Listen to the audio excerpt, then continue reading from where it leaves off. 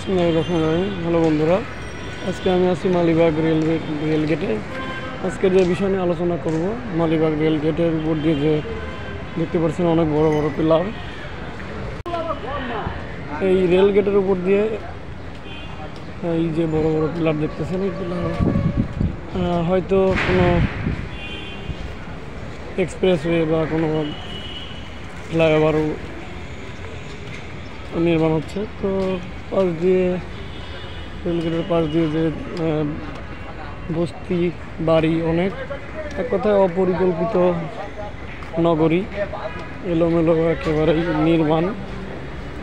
রেলের পাশ দিয়ে গড়ে উঠেছে বহুতল ভবন, তার পাশেই ছোট টিনের যে ঘরগুলো, বস্তি, ছোট ছোট ঘরগুলো। এখানে একেবারেই যে কি পরিকল্পনা নিয়ে আসলে এদের প্ল্যান।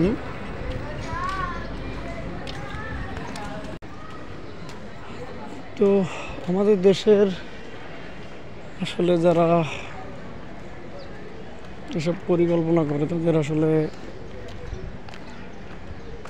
কতটুকুই ধ্যান ধারণা আছে আল্লাহ তাআলাই ভালো জানে।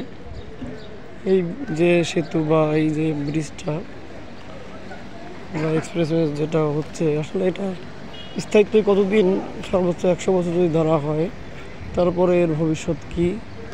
আর আমাদের ঢাকা শহর, রাজধানী ঢাকা, এটা অত্যন্ত ঝুঁকিপূর্ণ ভূমিকম্পের জন্য। যে কোনো মুহূর্তে আসলে বড় ধরনের দুর্ঘটনা ঘটতে পারে এই ঢাকা শহরে। তার মধ্যে একটা অপরিকল্পিত নগরায়ন, অপরিকল্পিত ব্রিজ, রাস্তাঘাট নির্মাণ, এগুলোই দায়ী। অত্যাধিক নির্মাণ, এলোমেলো নির্মাণ। আমাদের দেশের চিত্র আসলে রাজধানী ঢাকা যেমনটা মনে হয়, কয়েকটা অঞ্চল বাদে বাদ বাকি অঞ্চলে একেবারেই অপরিষ্কার, অপরিচ্ছন্ন, একেবারেই অপরিকল্পিত নগরী। ধানমন্ডি, বনানী, গুলশান, বারিধারা, এইগুলো কয়েকটা এলাকা বাদে বাদ বাকি ঢাকা পুরা রাজধানী শহরই একেবারেই এলোমেলো শহর, অপরিষ্কার, অপরিচ্ছন্ন। তারপরে যে নির্মাণ, রেলের উপর দিয়ে, রেল লাইনের উপর দিয়ে যে নির্মাণ, আসলে দেখতেও কেমন লাগতেছে এটা আসলে।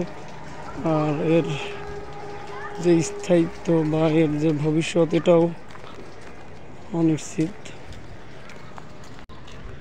কারণ এই ঢাকার সাথে সারা দেশের যোগাযোগ হয় এই কমলাপুর রেল স্টেশন থেকে, যেখানে হাজার হাজার গাড়ি প্রতিদিন বিভিন্ন লাইনে, বিভিন্ন গন্তব্যে ট্রেন লাইনের উপর দিয়ে যায়, রেল লাইনের উপর দিয়ে যায়। তো তার উপর দিয়ে আসলে ঢাকা শহরের অধিকাংশ জায়গার উপর রেল লাইনের উপর দিয়ে এই ধরনের যে নির্মাণ কাজ চলতেছে, আসলে এটা আসলেই ভয়ানক। আর উপায়ও হয়তো এদের নেই, রাস্তা, বিকল্প রাস্তা করার জন্য সেরকম জায়গাও নেই। কারণ ঢাকা শহরে 1 ইঞ্চি জায়গাও কোথাও পড়ে নেই, যে পরিমাণে নির্মাণ কাজ চলতেছে পুরো ঢাকা শহরে। স্বস্তির খবর মেট্রো রেলটা, এতে একটু হলেও দুর্ভোগ কমছে। বাদ বাকি চিত্র একেবারেই অবস্থা খারাপ।